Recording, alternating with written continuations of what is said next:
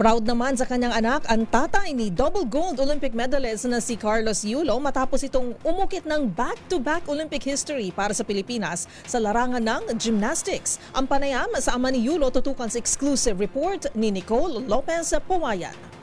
Proud at masayang-masaya ang ama at lolo ni Carlos Yulo sa pagkapanalo nito ng 2 gintong medalya sa Paris Olympics. Sa eksklusibong interview ng DZRH kay Kagawad Mark Andrew Yulo ng Barangay 711 sa Leverisa, ikinwento nito na napuyat sila sa panonood sa kanilang anak. Ayon kay Kagawad Dudes, kung siya'y tawagin sa kanilang lugar, napansin niya na wala ang kaba ng kanyang anak sa gitna ng performance nito. Ano po pakiramdam ng tatay? Nakakuha ng pangalawang gold na si Kaloy. Masayang-masaya po kasi hindi namin expect na parang naging Asian game ang laro ni Kaloy sa Olympic ngayon. Parang nawala yung kaba.